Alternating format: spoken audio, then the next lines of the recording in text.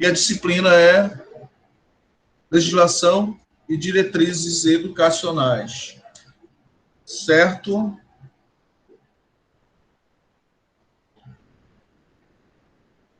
Como eu disse para vocês, eu sempre inicio com alguma reflexão, alguma frase relacionada, algum vídeo relacionado ao conteúdo que a gente está trabalhando. Hoje, eu vou trazer para vocês um vídeo, diferentemente de ontem, que a gente teve alguns problemas técnicos, por assim dizer, a gente não conseguia ver o áudio. Depois eu fiquei vendo, inclusive, na gravação da aula, depois realmente não dá para entender direito. Eu já disponibilizei lá no grupo de WhatsApp e vocês podem ter acesso a ele. E agora, praticamente não tem áudio, é uma animação, né? A gente vai começar agora.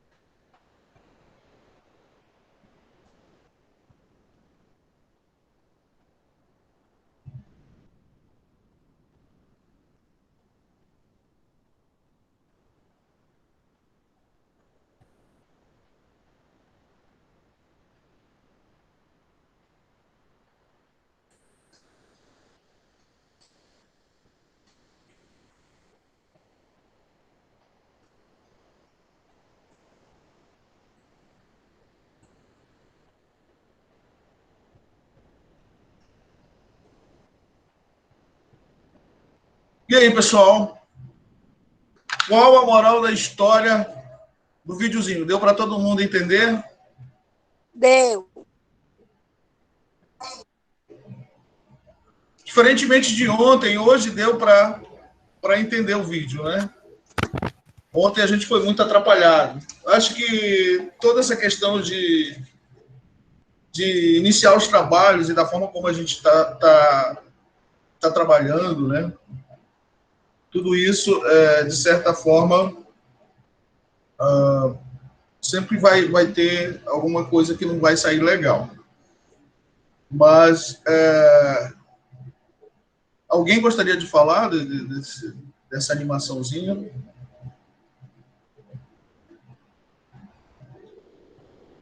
Não? O que fica bem evidente, pessoal, é o trabalho coletivo. É o trabalho de muitas mãos unidas, né, para fazer ali, às vezes, do farol, né, para guiar os navegantes. Tá? E aí, disso a gente pode trazer para a nossa realidade? O que disso aí se pode trazer quando a gente fala de educação? É que a educação é feita às muitas mãos, né? E num sentido totalmente literal, porque quando a gente fala de que o trabalho do professor depende da gestão, depende da merendeira, depende do vigilante, o trabalho dos profissionais da educação, um depende do outro, as várias áreas do conhecimento se juntam para conseguir alcançar o resultado que é a aprendizagem, né, dos sujeitos que estão ali em busca do conhecimento. E quando a gente fala de legislação, todos os entes federados aí envolvidos, né, infelizmente, existe muita questão política, tá? Mas, inclusive, o artigo que a gente vai estar discutindo hoje é que esses entes federados eles devem trabalhar unidos, ou seja, é a mão da União, a mão do Estado, a mão do município, todos juntos para alcançar uma educação de qualidade. Quer dizer, só o município, só o Estado ou só o governo federal não vão conseguir atingir com êxito o objetivo que a gente vai ver, por exemplo, as metas para a educação básica, que são sistematicamente perseguidas, mas que muitas vezes não se atinge, não se alcança o resultado desejado. Tá? Então, depois dessa reflexão desse videozinho, dessa animaçãozinha, a gente vai partir para a discussão do nosso artigo, que trabalhou justamente a questão das competências da União, de estados e municípios em relação à educação. Discutiu a evolução da legislação educacional brasileira muito mais no olhar, eu diria, jurídico, o campo do direito, do que mais do campo educacional. Sem que, com isso, deixasse de recorrer a algumas fontes da sociologia, da filosofia. Então, eu achei interessante o artigo. E aí, eu passo a bola para vocês, para que vocês me digam o que entenderam, o que mais chamou a atenção de vocês nesse artigo, e, porventura, aquilo que ficou sem muito entendimento. Eu vou convidar também a Poliana, que a Poliana vai trazer para a aula de hoje também uma discussão que ela achou muito interessante, né, relacionada à questão da legislação educacional brasileira.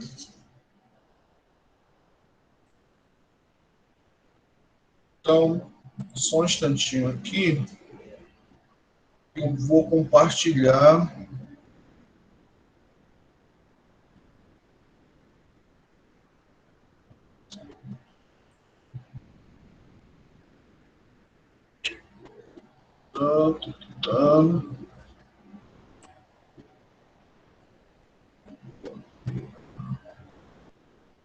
Acho que eu fechei o artigo.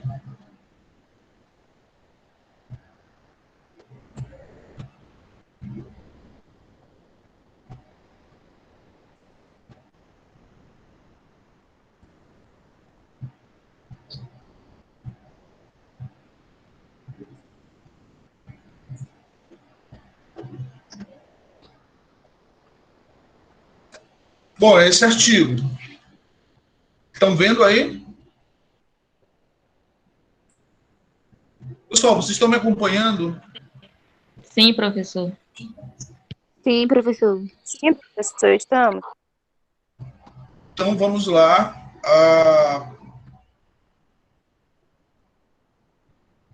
O que vocês acharam aí do artigo A Evolução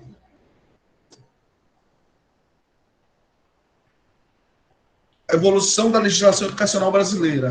É um coletivo de autores, né, que tratou de discutir essa questão. Pessoal da área das humanas, né? Mas também pessoal ligado a outras áreas que não propriamente a educação. Quem vai falar? Se quiser, olha, tem um íconezinho aí do lado da tela de vocês, bem no canto direito, levantar a mão.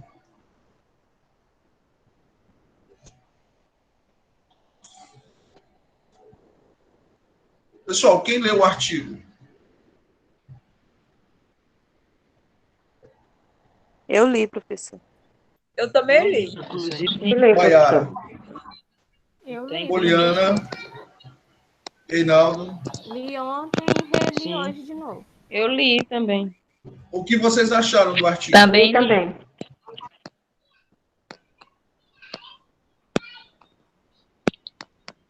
Professor, o artigo... Para mim, é o artigo. Reinaldo. Ele vem falando sobre a legislação... O artigo aqui ele vem falando dessa evolução da legislação educacional brasileira, né? E aí vem pautando a todo momento a responsabilidade dos entes federativos sobre a educação, sobre o dever de cada um, né? O dever do Estado, do município, da União e do Distrito Federal.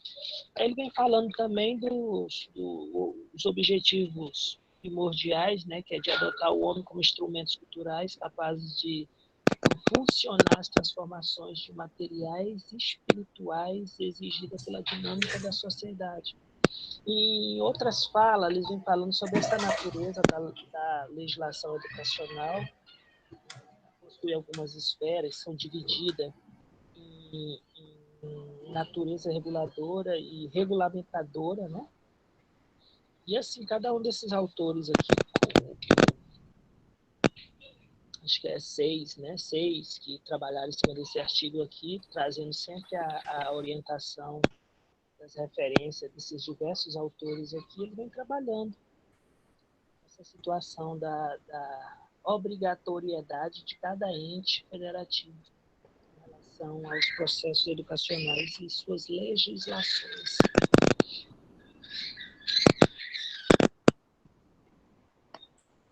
Pode ficar à vontade, Sandro.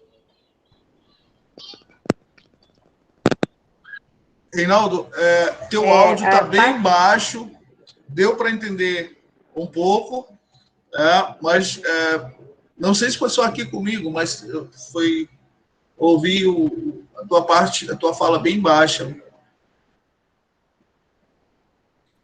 Acho que a garganta hoje não está das melhores, não, e eu não estava segurando o microfone aqui do fone de ouvido. Acho que melhorou agora, né? Basicamente, tu falaste da obrigação dos entes federados, né? Aquilo que é de competência da União, aquilo que é de competência dos estados, aquilo que é de competência dos municípios. Agora, uma coisa que chama atenção, Reinaldo, eu não sei se tu concordas, e os demais colegas que estão na sala, é em relação às competências, né, de cada ente federado. No entanto, é uma parte do artigo que isso não impede de que você assuma outros compromissos, né? Isso de que o Estado, por exemplo, ele tem uma competência que é também de auxiliar os municípios naquilo que os municípios não conseguiriam atingir. A própria União tem essa competência de socorrer estados e municípios naquilo que eles não conseguirem alcançar no que é previsto na legislação educacional, não é isso? Sim, sim, sim. Quem mais gostaria de falar sobre o artigo? Daquilo que o artigo chamou a atenção. Até porque, pessoal, como eu falei para vocês, quem escreveu o artigo, o coletivo de autores, não são só pessoas ligadas à educação, mas outras áreas do conhecimento. E é importante que a gente ouça outros profissionais, outras áreas do conhecimento, tecendo sobre a nossa área, a nossa praia, por assim dizer, né? É interessante quando a gente faz essa reflexão a partir do olhar do outro, que é preciso a gente entender, é regado de importância esse olhar do outro. Né? E aí não é um outro qualquer também que está falando, é o pessoal ligado ao direito ou com foco na escola do direito. Sim, Sandra? Ah, tá. Aí eu posso falar? Reinaldo, falar? terminou? Só um instantinho, Reinaldo, concluiu? Eu acho que o Reinaldo concluiu. Você pode...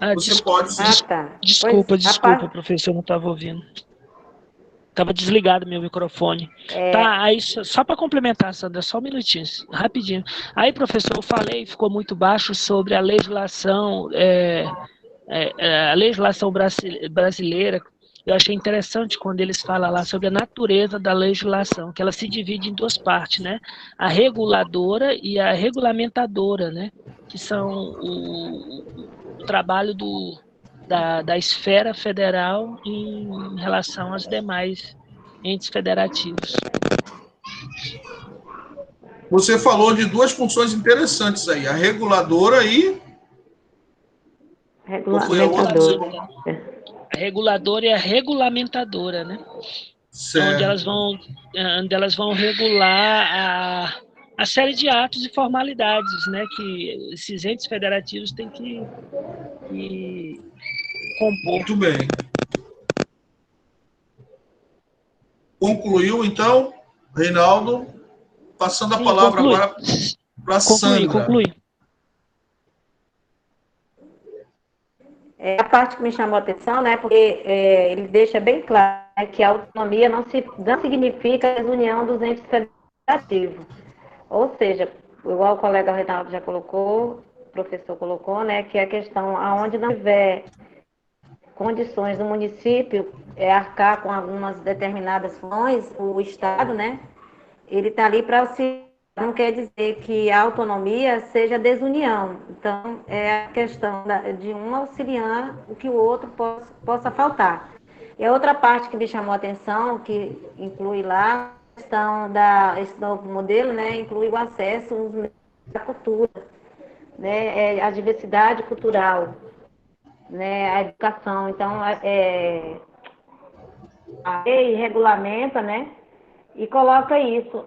Questão no artigo 23, onde o texto estabelece as competências comuns da União, dos Estados, do Distrito Federal, dos municípios, em relação ao tema, o inciso, né, 5º, que é a questão do acesso à cultura. E eu creio que a cultura está envolvida a todo o tema, todo o conjunto, né, etnias e étnico-racial. Mais ou menos o que eu entendi. Aí deixa a parte aqui para os outros colegas falar. Professor. Certo, Oi. Sandra. Maria Clerismar, é isso? Isso, boa noite. Boa noite. Fique à vontade. Boa noite, pessoal. Professor, eu sou meio que... Eu tenho um pouco de dificuldade quando se trata de números incluído com palavras. Então, quando se fala da LDB, eu tenho um pouco de dificuldade de fala, mas eu fiz as minhas anotações aqui. Clerismar, deixa eu só falar para você, e aí de repente vai servir para toda a turma. Olha, nós não estamos aqui querendo. A Poliana levantou a mão. Só um instantinho, Poliana, por favor. A gente não pretende, com a disciplina de legislação, que todo mundo aqui saia um as na legislação educacional brasileira, mas que a gente consiga compreender e refletir sobre aqueles pontos que são mais da nossa realidade. Qual é a nossa realidade?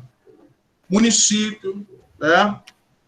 As modalidades de educação que são competências do município, a questão da educação do campo, né? Então, não se quer que saia um AS daqui em legislação educacional brasileira, mas que a gente compreenda conceitos que são fundamentais até para que vocês possam estar utilizando no dia a dia e no campo do trabalho, né? Se já não utilizam, porque eu tenho certeza que aqui já tem colegas que atuam na docência. Então, fica à vontade. Ok. Obrigada, professor. Nada. Eu sou um pouco, assim, meio crítica com a legislação, porque não sei se todos vão aprovar o que eu vou falar, mas é minha linha de raciocínio.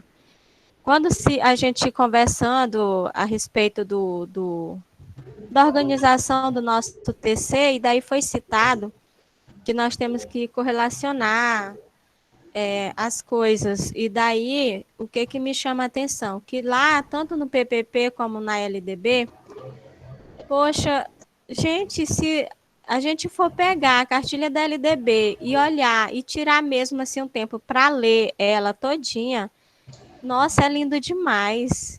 Quem nos dera se funcionasse pelo menos a terça metade do que está escrito lá. Então, eu sou um pouco crítica em termos disso. E assim, eu como professora do meio rural, se eu for mesmo fazer uma análise bem profunda, infelizmente, ela não abrange as necessidades dos alunos do meio rural, principalmente os indígenas, pelo menos da aldeia da qual eu trabalhei. Então, assim, por que eu estou falando isso? Lá no texto está escrito assim: a educação está relacionada a uma pessoa ou a um grupo de pessoas que buscam habilidades, capacidade, aptidões e conhecimento, onde estará desenvolvendo hábitos e costumes e formulando ideias e projetos. Olha que coisa linda isso, né? Muito legal se na realidade isso acontecesse. Eu acredito que no meio urbano, eu não tenho muita experiência, mas pelo que eu vi, pelo que eu acompanhei da educação dos meus filhos, no meio urbano talvez isso venha a funcionar com mais eficácia, mas no meio rural as dificuldades são enormes. Se a gente começar lá pelo primeiro decreto lá, que a educação é um direito de todos, dever do Estado, da família. E a realidade não é bem essa. Eu estava assistindo uns videoaulas sobre a LDB, e daí me chamou a atenção quando ela disse assim que a família também tem que estar participando da educação desse filho, da criança, do adolescente, mencionou a questão do EJA também. Então, assim, se nós, quanto educadores, não tivermos esse olhar atento para estar vendo a dificuldade X de cada aluno, e até mesmo a partir do momento que você se torna e decide ser professor, principalmente do meio rural, você tem que estar consciente de que ali você vai fazer parte daquela comunidade, que as dificuldades são enormes. A sua participação não vai ser só lá dentro da sala de aula.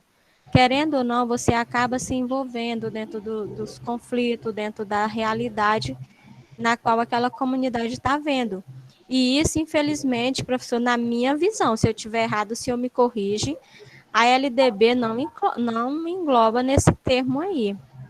Então, eu sou um pouco crítica a respeito da LDB, para mim, pela realidade que eu conheço. Infelizmente, ela não abrange esse espaço do qual eu estou falando. E vou dar oportunidade para o próximo. Obrigada. Esse momento é justamente para a gente refletir baseado no artigo que a gente está discutindo, Clerismar. É interessante como, em cima do que você acabou de dizer, chama atenção essa frase que você acabou de dizer, que a família tem que participar da educação dos seus filhos. Tá? A própria Constituição, ela chama, tá? Na aula de ontem a gente viu isso, que a educação é direito de todos, dever do Estado e da família também, da sociedade. Todos têm que estar engajados nesse objetivo fundamental. E se a gente for dar uma analisada um pouco mais profunda desse artigo, né, que trata da evolução da legislação educacional brasileira, ele inicia com base nos conceitos do sociólogo Émile Durkheim, tá? É um francês, antropólogo, considerado pai da sociologia. Vocês já tiveram a disciplina de sociologia no superior? Ou não tem na grade de vocês? Já com a professora Heloísa. Nós já tivemos. Já tivemos, professor, já tivemos. Ela deve ter falado de Durkheim, né? Então, por que o Durkheim está nesse artigo?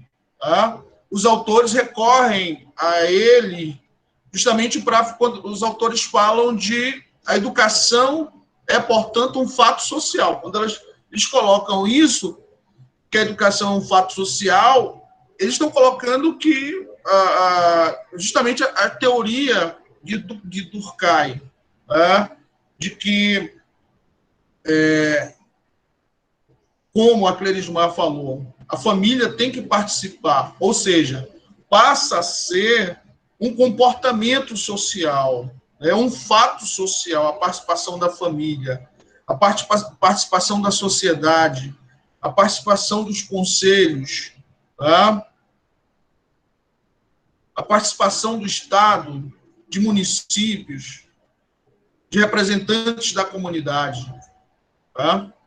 Então, esse artigo, ele inicia falando do fato social que é a educação nacional, né, e termina também discutindo essa questão de ser um fato social, de ser a legislação educacional ainda não ser uma doutrina jurídica, justamente questionando a legislação educacional brasileira ser esse fato social. Se ela é fato social, já deveria ter uma doutrina jurídica, né, consolidada. E aí a crítica que eles fazem no final é justamente de que existem idas e vindas na legislação educacional brasileira, né, que não garante ainda essa doutrina consolidada. Mas como eu costumo pensar, é o que nós temos, né, e que está engatinhando. E ela vai falhar em muitos lugares, em muitos recantos desse país, porque nós vivemos num país diverso, com muitas especificidades, né? O norte é diferente do sul, o nordeste é diferente do centro-oeste, né? E por aí vai. Bom, eu não posso me alongar muito, a Poliana tinha levantado a mão, me desculpa, Poliana, eu não sei em que momento, mas eu vi aqui, né? Então, ela está com a palavra agora. Boa noite, professor. Boa noite, Poliana, fica à vontade. Boa noite a todos. Eu fazendo a leitura do texto, né? E aí o que me chamou a atenção no texto, a princípio, foi o tema, evolução da legislação educacional brasileira. Eu li o texto todo, ele vem trazendo vários conceitos, vem trazendo vários autores em relação ao conceito de legislação, né? Só que eu fiz uma reflexão e pensei, existe uma evolução, né? Uma evolução na legislação. Isso é indiscutível, existe sim. Mas por que não a gente não trazer os retrocessos também que estão permeando atualmente entre nós? Porque a gente vê que os retrocessos acontecem no dia a dia no sistema educacional, né? Então, para começo, eu fui ver legislação. O que é legislação, né? É um conjunto de leis que regulariza, que determina, né? Que estabelece condutas e ações, né? Tanto para o instituto, como para o indivíduo, como para o país, para a nossa vida. Ela vem como uma forma de organização, né? E como eu fui lá no seu PV e falei, eu fui buscar outras fontes, né, de texto, porque isso me chamou a atenção. E aí eu fui ver um texto do... Deixa eu ver bem o nome do Araújo. Marciano Vieira de Araújo, né? E ele vem trazendo a evolução das leis do sistema educacional brasileiro e seus retrocessos, né? Que eu achei bem interessante, que liga muito com esse outro texto, mas esse só traz a evolução em relação à legislação, né? Então, ele vem trazendo, né, no texto, eu não sei se eu fui errado em pesquisar outras fontes, né? Mas eu fui atrás. Certíssima, está certíssima, Poliana, porque Então, para a gente debater qualquer tema é interessante que se verifique outras opiniões, outras fontes, né? Está certíssimo. Isso é o perfil ideal do estudante que quer sempre algo mais. Muito interessante.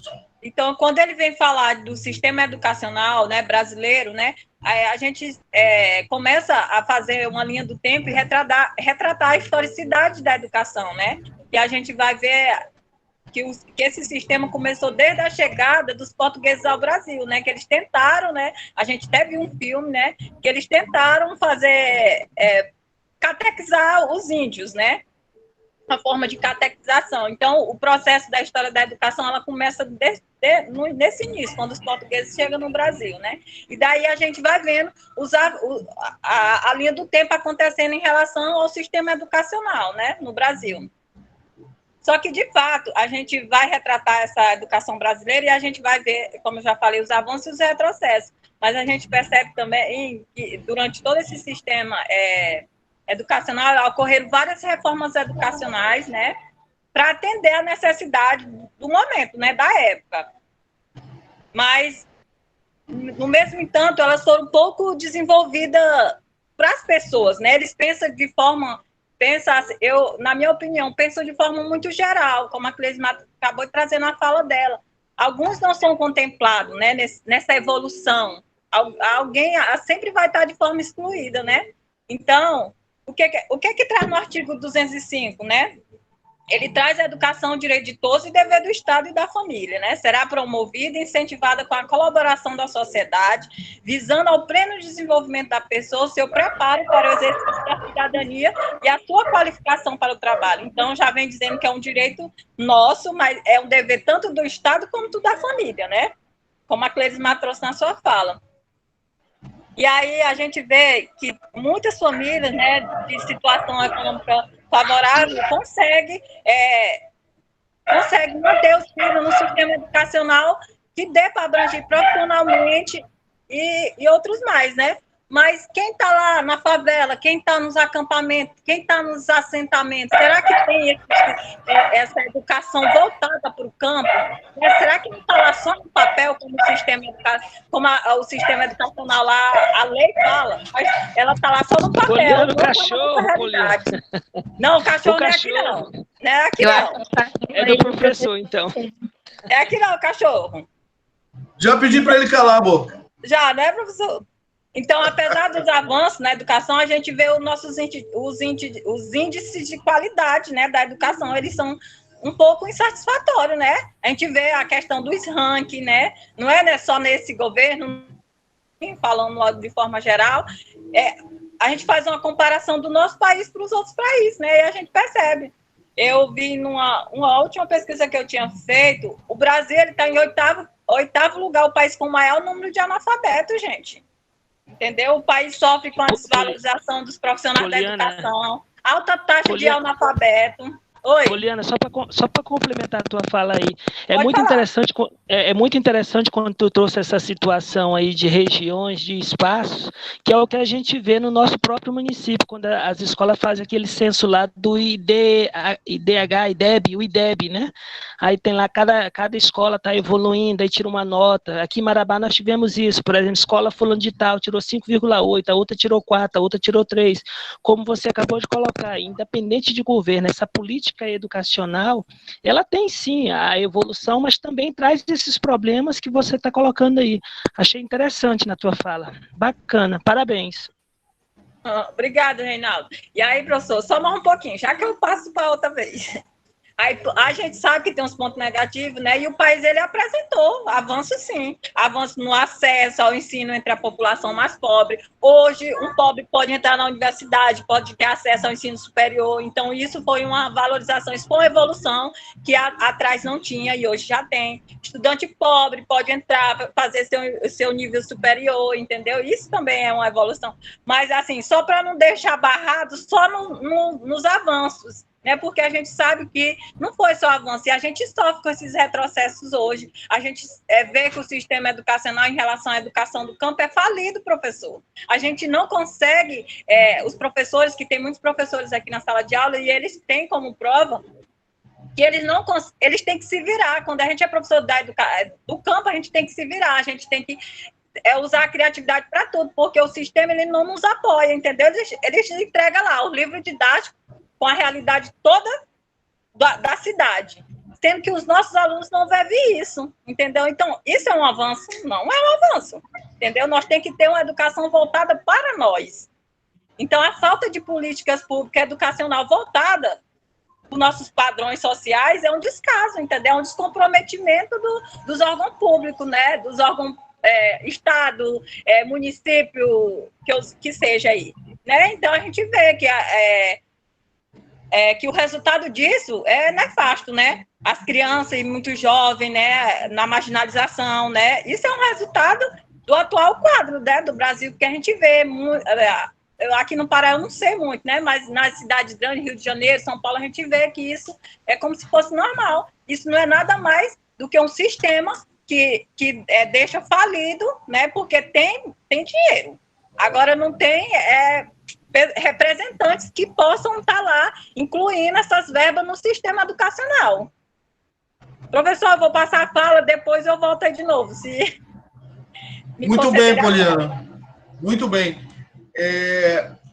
Gente, quando a gente iniciou a aula ontem, a gente já iniciou de um ponto que foi a LDB, que foi as regulamentações dessa LDB em relação à educação nacional. E a Poliana nos traz hoje essas questões da nossa diversidade nacional, dos nossos problemas, que são muito pertinentes, são sérios, e isso atrapalha no alcance de indicadores melhores, sem dúvida nenhuma. E aí traz um pouco também o debate para a questão da educação do campo. A gente sabe das dificuldades que são imensas, mas não que sirva de consolo, mas já foi pior, como diz o outro. Né? Os tempos passados, né? Tanto que hoje nós consideramos a legislação atual a melhor que já existiu, a partir da Constituinte de 88. Né? Mas precisa melhorar, precisa e muito, porque, como os autores, aí, o coletivo de autores desse artigo colocam, e foi muito bom a Poliana trazer essa visão mais abrangente, esses autores nos colocam que, como o Durkheim, né, difundiu a teoria de fato social, a legislação educacional brasileira, ela não é eles questionam a possibilidade de ela ser um fato social, porque fato social é aquilo que está inerente na sociedade, que já está arraigado. Então, a legislação educacional brasileira, eles finalizam fazendo essa crítica, que não está totalmente consolidado na doutrina jurídica nacional. Né? O que isso significa? Significa dizer que falta, né, isso ser uma prática, como a Clerismar colocou agora há pouco, né, que a legislação seja efetivamente respeitada. Tá? Quando eu digo que a família precisa participar da educação do seu filho, não só da educação do seu filho, mas da educação como um todo. Né? Então, são preceitos constitucionais que a gente ainda não inculcou, que ainda não estão impregnados na nossa sociedade. Né? No passado, era feito de qualquer maneira, e eu trouxe ontem, a Maiara levantou a mão, não foi isso? Maiara, só um instantinho. Já te passo a oportunidade de socializar. O que acontece? No passado, a gente discutiu isso ontem, a educação infantil era considerada um depósito de crianças, né? Então, foi a partir da Constituição de 88 e através da LDB, que a educação infantil passou a ter um outro caráter, um caráter educativo, e não mais como depósito de crianças. Você vai deixar a tua filhinha lá, o teu filhinho, para você poder trabalhar, né? Vai deixar a criança lá enquanto você trabalha ou você faz alguma atividade. Então, quer dizer, esse entendimento, ele passou a não existir mais a partir da Constituição de 88 e da reforma, a grande reforma que a gente teve, que foi a LDB 9394, pessoal, e as demais regulamentações. Então, é interessante. Precisa melhorar? Precisa, mas já esteve bem pior. E aí tem todos aqueles aportes que a gente comentou ontem também, contribuem muito para essa visão de não ver mais uma criança como um adulto em miniatura, né? E prova disso, né, pautado nesse pensamento, nós temos o ECA, que já fez mais de 30 anos aí. O ECA vem para conferir essa proteção à criança e ao adolescente. Tá? Então, agora, foi a Maiara que levantou a mão? Fica à vontade, Maiara. Eu fui contemplada na fala da minha amiga Poliana. Não, era só para falar aqui que eu fiquei sabendo pelo grito de guerra do IF, né, que a educação é um direito de todos e dever do Estado. Aí, lendo esse artigo que o senhor passou para a gente, eu fiquei sabendo também que é também dever da família, assim como do Estado, como minha amiga Clerismar já citou aí antes de mim.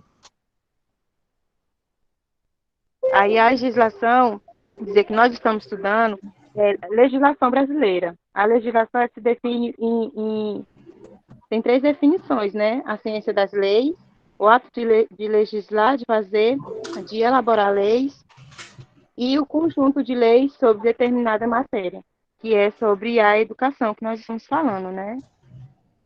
E a legislação educacional, hoje em dia, é a única forma de direito educacional que nós temos hoje no Brasil. Eu vou falar também um pouquinho do que eu destaquei aqui. As outras coisas os meus colegas já falaram. Né? A concepção educação, por um tempo, ele ficou só nas mãos da União, né? Pelo que eu entendi aqui, pelo que eu li. Aí, com a Constituição Federal de 88, aí sim, ela alterou o sistema, né, das competências educacionais, podendo ser, assim, legisladas nas 3 esferas federativas, que é a que nós estamos falando. É a federal, a estadual e a distrital dos municípios. Era mais ou menos isso, professor. Muito bom, Mariana. Maiara. Professor. Reinaldo. Professor, eu queria fazer mais uma contribuição para me encerrar minha participação nesse primeiro bloco. Reinaldo, tá, deixa eu falar, aproveitando aí, no mesmo raciocínio que minha querida amiga Maiara, linda e maravilhosa, aí, acabou de falar, a gente não pode deixar de citar também, nesse processo de evolução, o processo de formação de professores, né, o processo de formação das escolas, que alguns municípios vêm trabalhando com a construção de novas escolas do campo. A gente vê que os grandes municípios que são administrados de forma, eu diria assim, de forma mais séria, elas têm feito isso. Alguns fecham escola no campo devido à quantidade de alunos, mas outras têm trabalhado conforme a necessidade da zona rural ali, a criação e a construção dessas escolas que hoje atendem o que o Ministério da Educação tem pedido, que é a padronização, né? E isso a gente tem visto aqui constantemente dentro do município de Marabá, na zona rural, por onde a gente passa aí, tem muitas escolas que já estão nesse padrão. É importante falar também sobre a capacitação de profissionais da educação, né? Então, o quanto é importante a evolução da legislação dentro do processo educacional, principalmente quando está citado lá na LDB. Então, assim, esse processo não poderíamos deixar de citar aqui esse tipo de evolução que tem acontecido no processo de formação, como eu falei, o processo de construção de escolas nos centros rurais, e esse processo de capacitação dos profissionais, né? A gente sabe que os desafios são muito grandes. Eu achei muito importante quando o senhor falou também na sua primeira fala lá, até lá na ementa da disciplina lá, sobre a valorização do profissional da educação, né? Então, houve também diversas evoluções que tange os profissionais. A gente sabe que ainda não é o suficiente, mas isso vem sendo trabalhado em cada processo de organização aí da LDB, nos projetos que eles trabalham em cima de fazer a mudança cada vez melhor, né? E assim, a gente sabe que os governos, independente de qual seja, eles têm trabalhado para que isso venha acontecer, consequentemente, dentro das nossas comunidades. Verdade, Reinaldo. Inclusive, na nossa ementa, e eu espero que a gente tenha um tempo para discutir essa questão da valorização dos profissionais da educação. Clerismar, fica à vontade. Está com o áudio ligado? Eu estou procurando aqui no texto e eu estou, professor do céu, preciso urgentemente fazer exame de vista. O celular está acabando com os meus olhos. De toda a população mundial, tá? Eu não sei qual é a página, mas é algo que me chamou a atenção no texto, e daí eu li e pesquisei no Santo Google, mas não achei nada assim que me ajudasse na dúvida que eu fiquei, porque está escrito assim: o conjunto de normas, princípios, leis, regulamentos que versam sobre... Ai, meu Deus, calma aí que eu estou tentando ler. Versam sobre as relações de alunos, professores, administradores, especialistas e técnicos. Eu sei que no final está escrito assim: ensino, aprendizagem, DIO 1982. É um autor? Ah, tá. Sim. Tá aqui. Deixa eu só localizar esse autor. É porque no meu aqui não aparece o número da página. Ô, papai. Pai. Carta. É logo no começo. Isso aí é uma citação, professor. É uma citação do Didi Diô, que ele fala, que está falando aí que a Cleusina acabou de colocar. Não está enumerada, não, mas já é ali perto da repartição de competências. Bem acima tem uma citação. Tá aqui. Achei. Essa, não é isso? Isso aí me chamou muito a atenção, professor.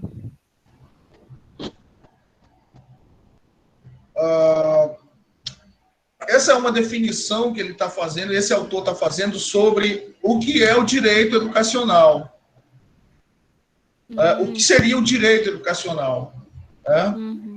Isso, eles estão fazendo essa reflexão justamente em cima da tradição, da norma jurídica, Eu falei para vocês logo no início que esse artigo ele está muito voltado para o campo do direito. Tá? Então, ele faz essa reflexão, tá, sobre o que significa direito educacional. Então, segundo esse autor, tá, é o conjunto de normas, princípios, leis e regulamentos que versam sobre as relações de alunos, professores, administradores, especialistas e técnicos, enquanto envolvidos imediato ou imediatamente no processo ensino-aprendizagem. Então, a gente sabe que é muito mais que isso. Tá? São inúmeros outros sujeitos que estão envolvidos no processo educacional. E uma outra coisa, quando ele traz essa visão do campo do direito, né, ele esquece também que educação não se faz só na sala de aula. Né? Eles traçam no início desse artigo um pouco, eles começam uma discussão também da educação formal e da educação não formal. Tá? Eu posso trabalhar a educação, né, no museu, no cinema, né, num parque, no zoológico, né, enfim, em vários outros, embaixo de uma árvore, em vários outros ambientes que não necessariamente a sala de aula e que exista esses sujeitos aí, tá? A gente sabe que... Mas é isso, como eu lhe falei e falo para vocês, é uma visão mais do campo do direito. Tá? E aí ele traz essas definições, né? Mas é importante que a gente veja e que a gente discuta também. Obrigada, professor.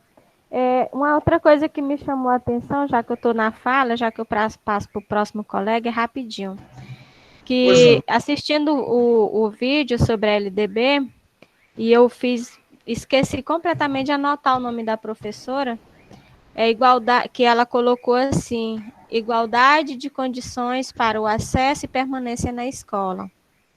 E daí, quando eu vi essa fala dela, o que me veio à lembrança? Que alguns anos atrás, o governo, ele entregava, na verdade, a SEDU entregava, era o material tudo igual para todos os alunos, independentemente de raça, cor, condições, posição social, todos recebiam tudo igualzinho. Não sei se alguém lembra disso.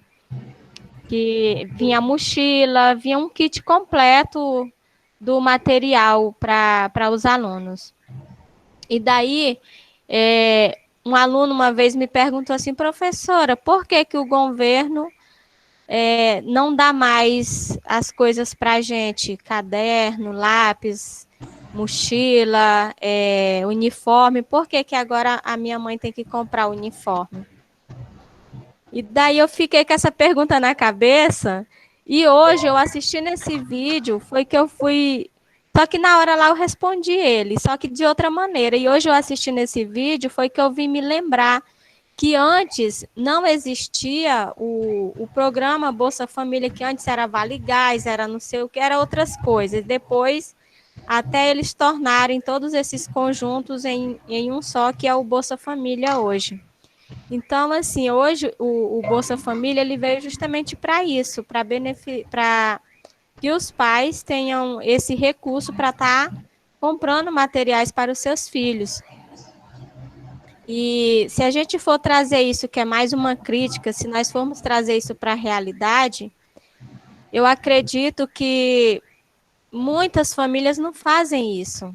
Porque, principalmente no meio rural, vou estar sempre puxando o professor para o meio rural, porque é a minha área, é a que eu conheço.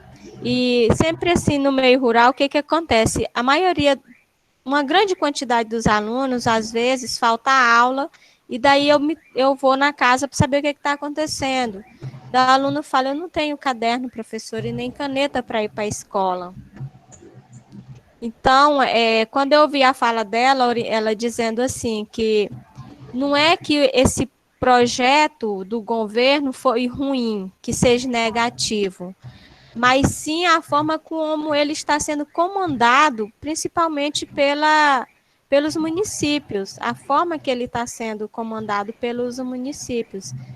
E se a gente for trazer isso à nossa realidade, infelizmente, vamos fazer uma comparação da LDB com o Bolsa Família. Ó, a louca aqui fazendo a comparação. O Bolsa Família é um projeto lindo, maravilhoso, para realmente socorrer umas necessidades básicas. E assim como a LDB é um projeto lindo, nossa, e assim, como a Poliana falou, o Reinaldo e a Linda da Maiara, houve evoluções maravilhosas, significantes.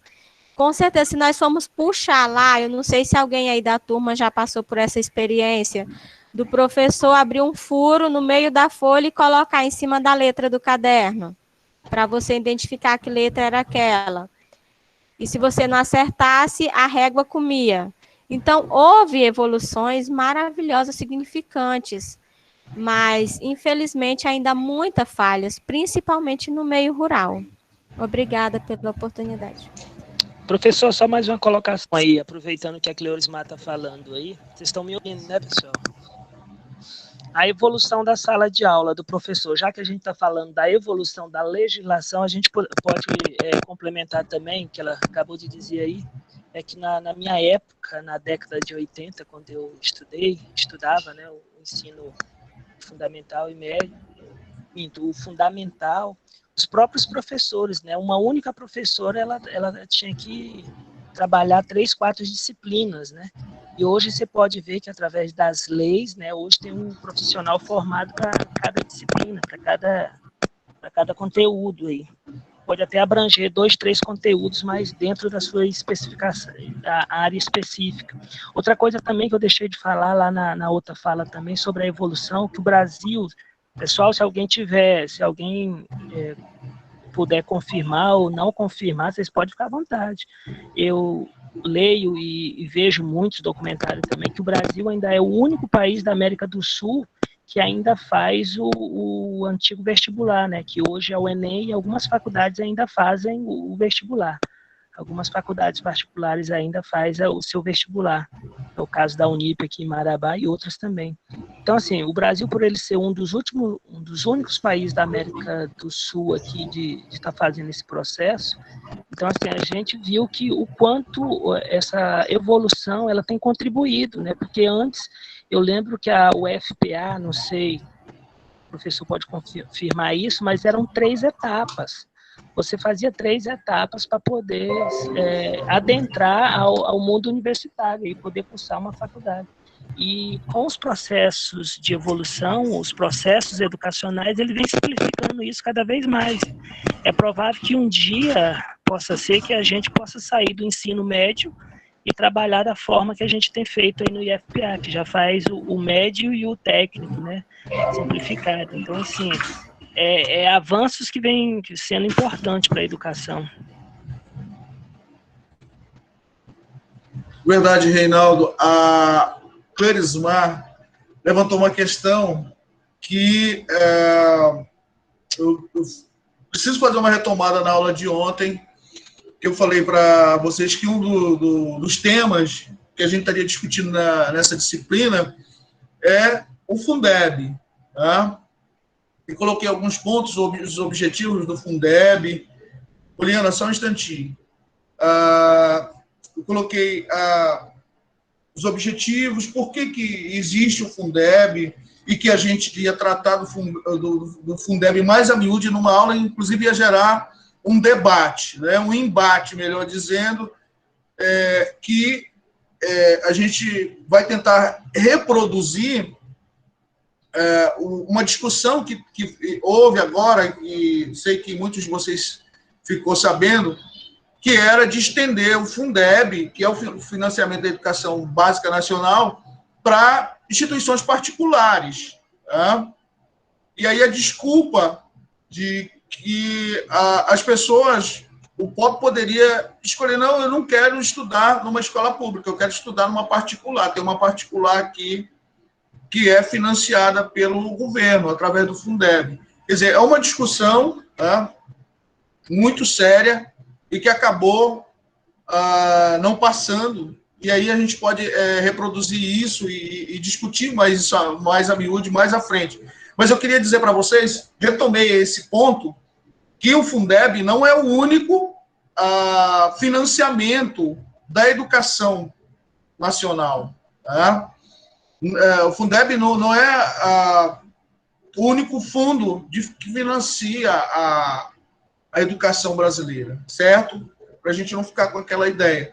É, digamos assim, o principal financiador, né? Para, sobretudo, diminuir as desigualdades, né, regionais em termos de distribuição. Eu tenho um videozinho aqui, se eu encontrar ele até o final da nossa aula, eu vou passar para vocês para esclarecer até um pouco mais, porque acho que na cabeça de muitos educadores ainda está aquela questão do Fundef, né? Fundef, Fundeb, tem uma hora que a gente se atrapalha com tanta sigla, né? E entender exatamente o que significa. Mas é isso, Reinaldo. Tem mais alguém que gostaria de falar? A Poliana, né? Fique à vontade, Poliana. Professor, em relação ao Fundeb, é Fundeb e Fundef? Tem os dois, é? Eu vou já passar um vídeo que vai esclarecer, né, um pouco melhor isso aí, Poliana. Isso é só uma curiosidade, tá bom. Agora, um videozinho daqui a pouco, ele é educativo, vai esclarecer um pouco mais essa questão, e isso vai render pano para manga na nossa disciplina, porque a gente ainda vai discutir isso mais para frente.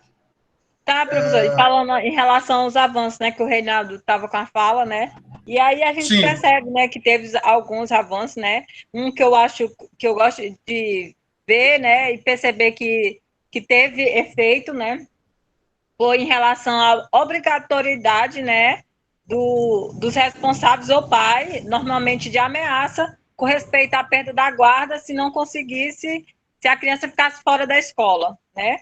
Um desses avanços foi esse, né? Que a gente sabe da necessidade de ter criança nas escolas, né? Como é importante, né? Outro progresso também, não sei se a gente pode chamar de progresso, né? É a questão eu não sei se é a EJA, né? O atendimento de jovens e adultos, né? De voltar para a escola, porque tem muitas pessoas que não conseguem ter acesso a uma educação, ou ter acesso à escola, né? E quando tem uma idade maior, já 40, 45 anos, ele consegue voltar para a escola, né? Um desses avanços, né, que a gente pode falar também. Outra coisa, professor, voltando lá no texto, lá, no nosso mesmo, que você passou. Sim. Quando ele diz, que eu acho, lá nas considerações finais, quando ele fala que a educação como prática legislativa, ela é compreendida no âmbito de políticas governamentais e não de políticas públicas. Essa prática, ela impõe caminhos e descaminhos para a educação brasileira, principalmente por ser a legislação educacional, um carrefour de leis, portarias e resoluções, atos normativos, decretos que muitas vezes confundem, ao invés de esclarecer ou mesmo de fazer funcionar o sistema educacional, professor. É bem no que você falou em relação você estava falando que essa questão do sistema educacional legislativo trata mais do direito, né? É isso? Porque exatamente, Poliana. A gente vê que aqui que o autor traz que a legislação é levada mais no âmbito governamental e não como investimento na própria educação, né? É isso.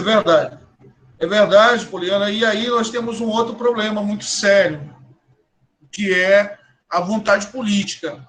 E aí o texto, ele começa até a falar na questão da política, da política de educação, é diferente da política da legislação, né? Muitas vezes. Elas não se casam, elas não andam juntas, né? Muitas vezes o governador não vai com a cara do prefeito, né? O prefeito fez cara feia para o governador fez cara feia para o presidente, e aí, enfim, né? Aí quem acaba sofrendo tem que Quem haver acaba a sofrendo vontade. somos nós, né? Nós temos exemplos clássicos, né, e atuais, né? O país inteiro sofrendo por causa de rinhas, de conflitos políticos, por orgulho político, por qualquer outro termo que se classifique esse comportamento que a gente está vendo aí, né? Que é Professor, lamentável, mas... não, a gente não pode deixar Até foge perceber. da nossa aula. Mas... Não, professor, eu discordo, eu acabo que não foge, não, porque a gente não pode deixar de perceber que vem acontecendo. A questão, o exemplo do Enem, né? Numa pandemia aconteceu um processo como o Enem. Quantos alunos não tiveram acesso ao Enem, né? Por lotação das salas, né? A gente sabe que não pode, tem que evitar aglomeração. Eu acredito que esse foi um dos exemplos mais... um dos descasos maiores que aconteceu no nosso sistema educacional. É verdade. Só uma outra coisa, Clerismar e o Reinaldo podem baixar a mãozinha, que continua levantada a mãozinha de vocês, tá?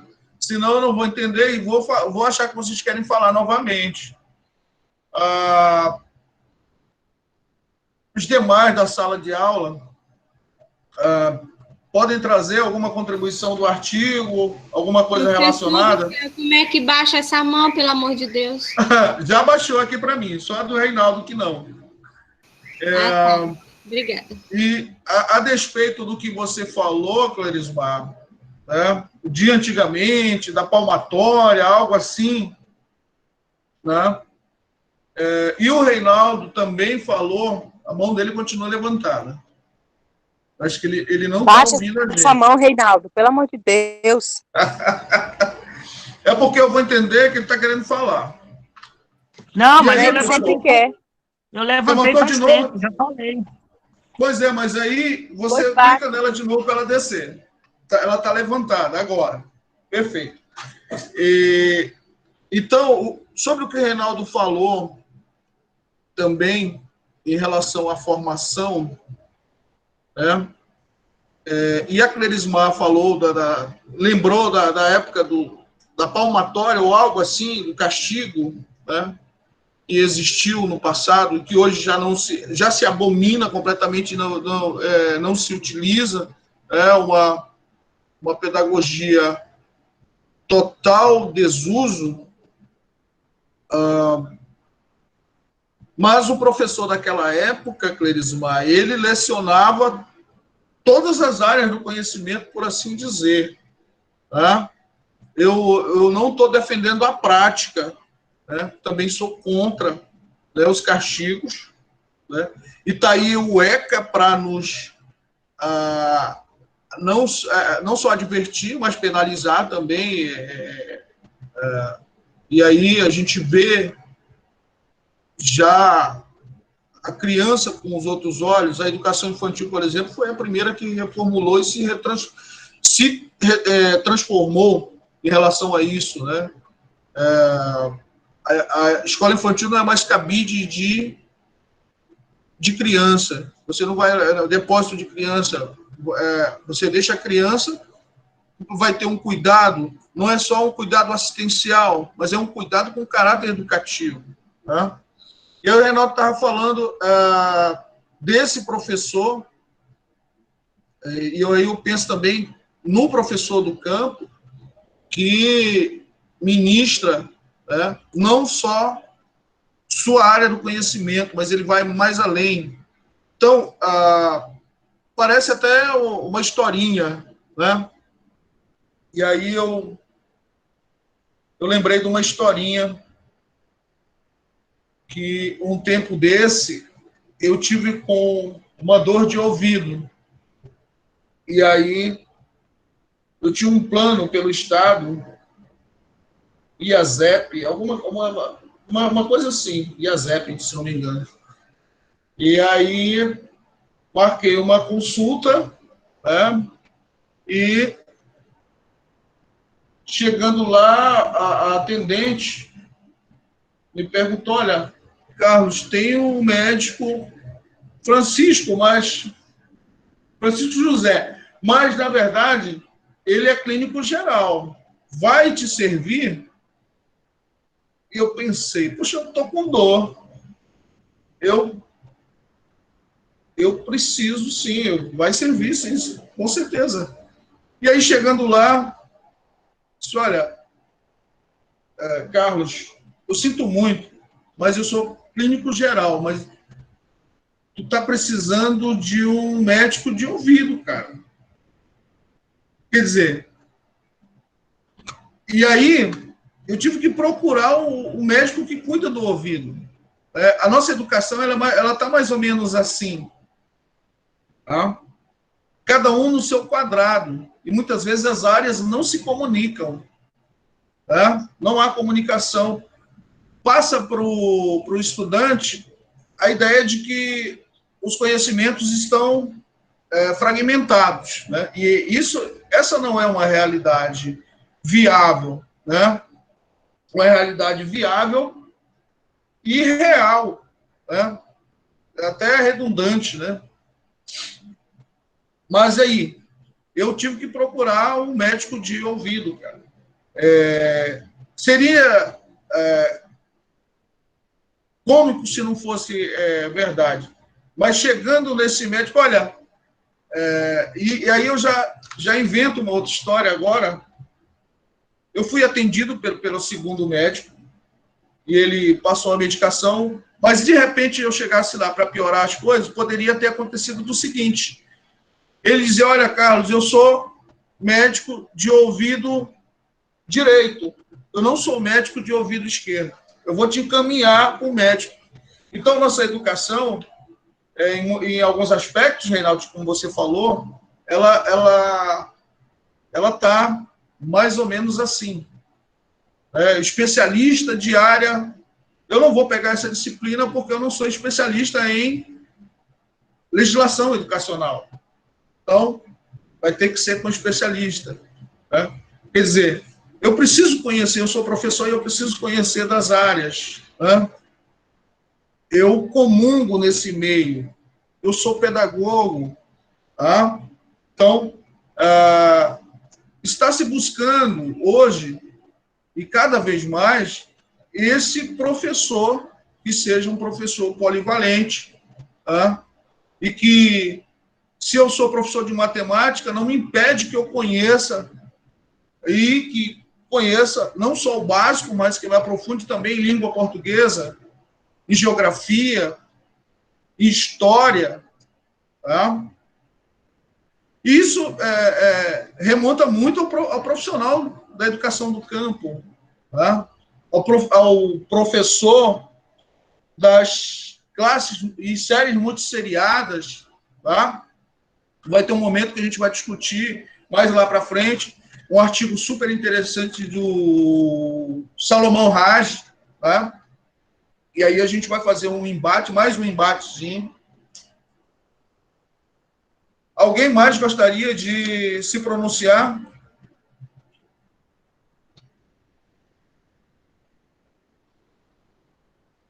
Pessoal, não estou falando só não, né? Tá não, professor. Não, professor, nós estamos aqui. Eu estou aqui, professor, mas deixar os outros falar um pouquinho, né? Exatamente. Luana quer falar, professor. Quem?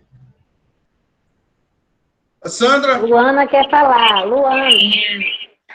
A Luana levantou a mão. Desculpa, Luana, não tinha visto ainda. Demora para aparecer para mim aqui.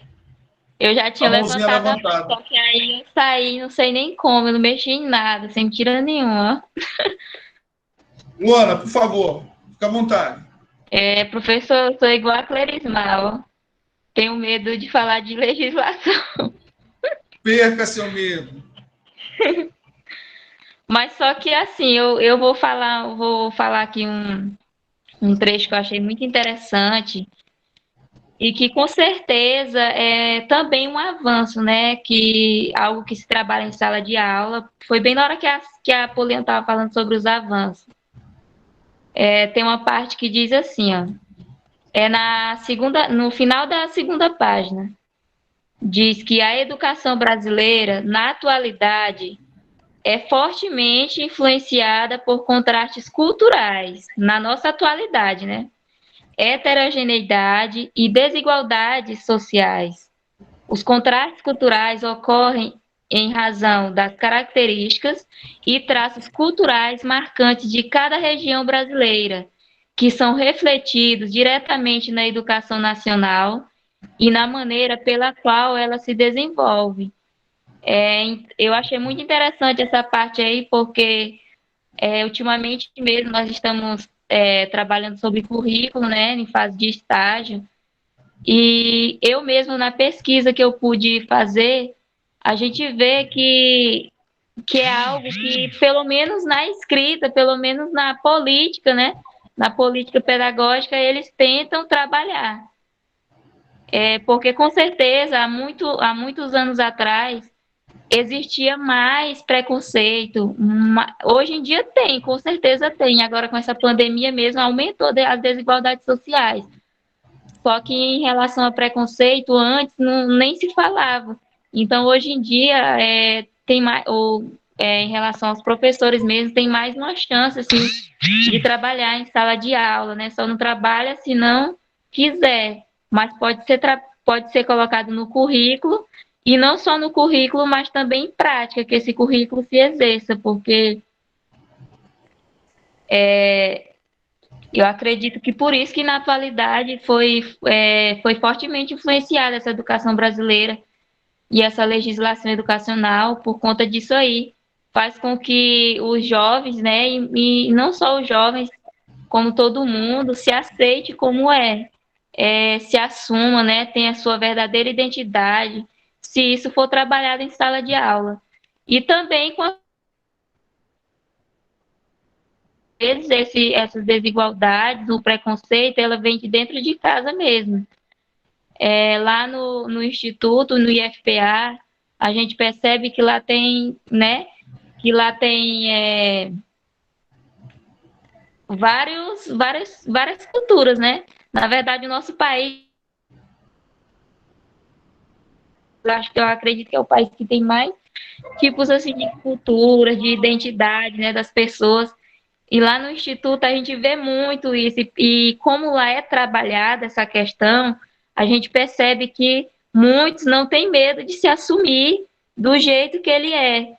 Mas aí a gente se pergunta, né, será que eles são assim, somente lá porque trabalha isso lá, ou também eles se assumem, né, com a família?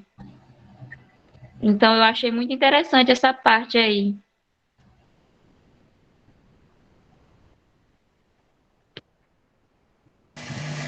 Luana, interessante que você trouxe para a gente agora,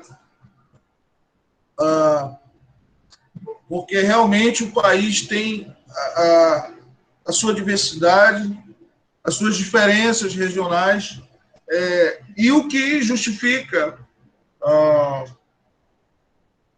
por exemplo, o Fundeb, que estava para deixar de existir se não fosse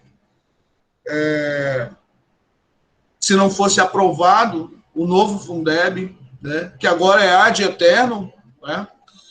Fundeb agora é para sempre, né? Mas o Fundeb ia deixar de existir agora no final do ano de 2020. Né? E um dos objetivos do Fundeb, como a gente viu na aula de ontem, é corrigir essas desigualdades regionais. Né? Pelo menos, tentar corrigir essas desigualdades. Mais alguém, pessoal?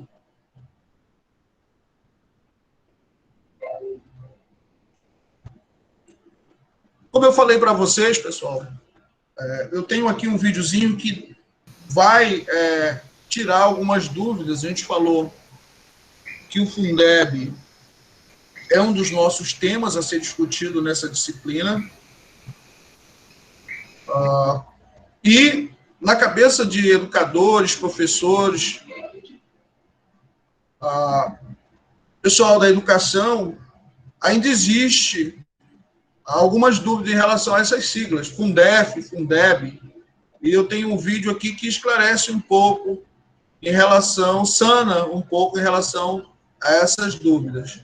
Aí eu vou colocar agora para vocês.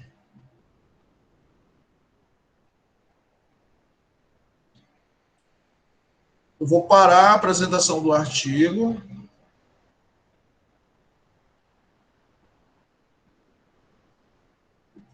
E vou colocar o vídeo aqui. Professor, e aquele videozinho que o senhor colocou lá no grupo? Aquele vídeo foi da aula de ontem, para a gente refletir em relação às mudanças, né, que os jovens nos trazem.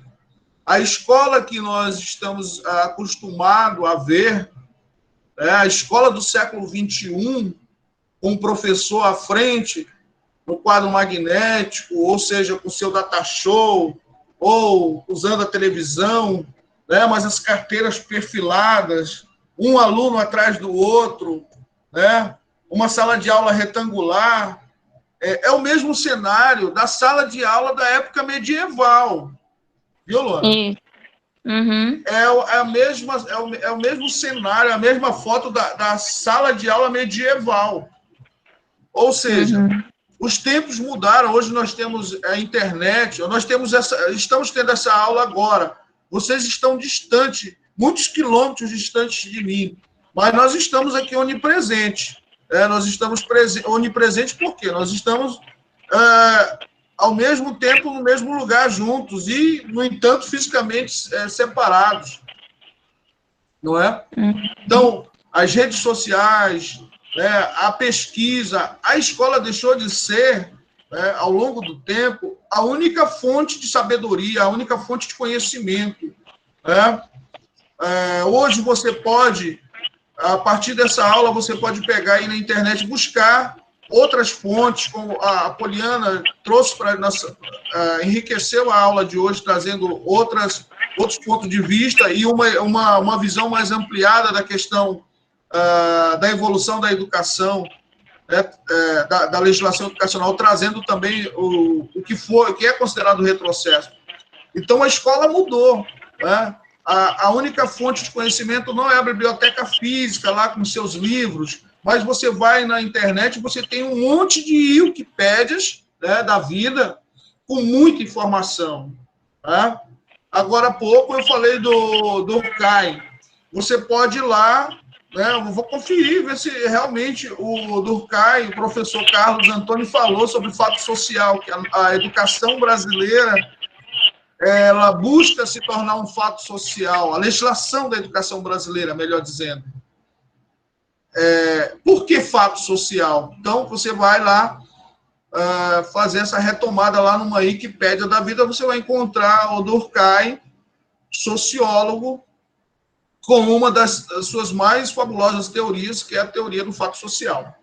Então, para não me alongar muito, já passamos das 8 horas, eu vou mostrar para vocês um videozinho aqui, tá?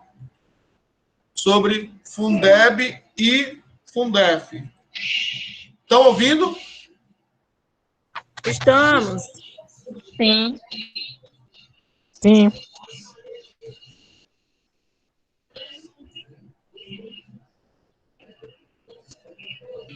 Tudo certo aí, professor.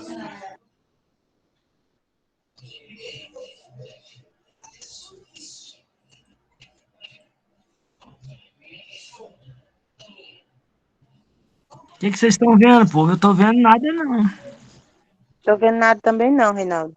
Eu tava vendo a tua cara na minha tela, Reinaldo. Também não tava vendo nada. E eu estou vendo a Larissa agora, depois a Poliana. Larissa.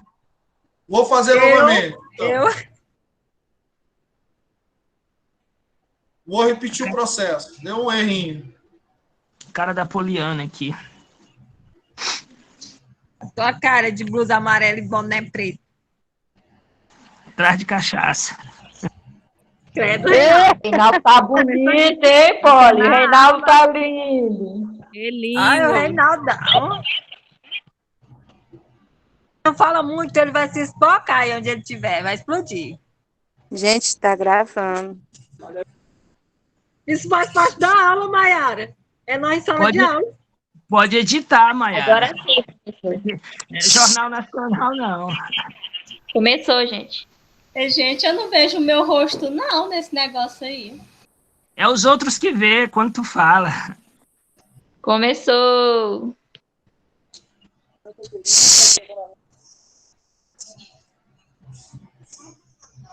Ai, não tô ouvindo nada. Tá baixo, não tô ouvindo, não. Rapaz, esse vídeo aí não tem áudio, não. Gente, é só anime, não tem áudio não, aí não. Será, Fazenda? Tá sem áudio no meio. Tem sim. Coisa já tá difícil. Ainda vê uma coisa sem áudio, eu vou te falar, viu? É porque tá baixinho, aí a gente fica falando. O Reinaldo não cala a boca. Tu, né, Mayara?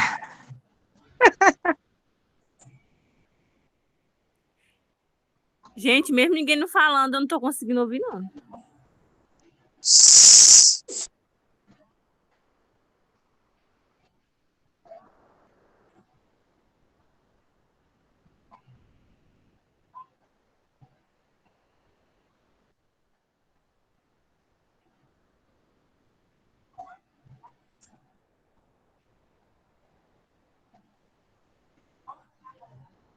Eu acho que é esse microfone desse negócio aí que fica desligado.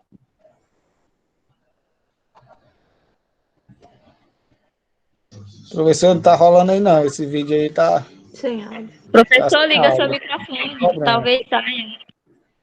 É. Volta o vídeo aí e dá uma observada aí, vê o que tá errado aí.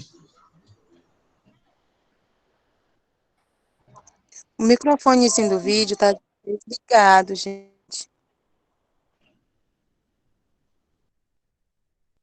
Professor! Tem alguma coisa errada que não tá certa aí, ó. Com certeza. Profundo, seu Renato. É que nem o outro vídeo também. Esquece esses Não é vídeos. sem áudio, não. Vocês não estão conseguindo ouvir? Nada. Não, professor. Também não tô ouvindo nada. Nada. A gente ouve só um murmúriozinho longe. Gostei do murmúrio.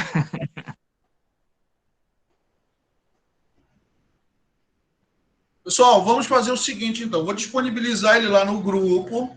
Vai ficar mais fácil, ele não é tão pesado. Para vocês assistirem.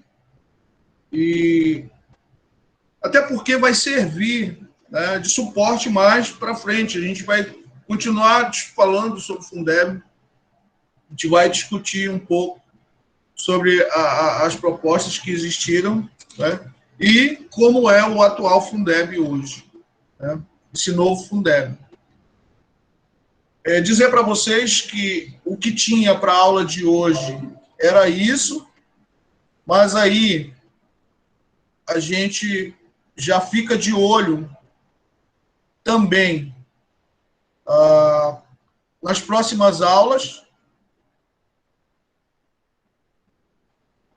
Nós teremos na próxima aula, só pegar aqui o cronograma de aula. Vocês têm ele, não? Próxima aula nossa, olha o espaçozão que vai ter. Ó. Nossa, dia 3 de março. Ave Maria, esse tema até foi debatido hoje.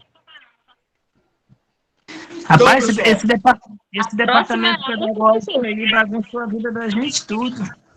Não, eles estão começando a disciplina e terminando. Quando a gente chegar lá... Não tem como a gente adiantar essa disciplina, não, professor. Nós mesmo fazendo o nosso horário aí.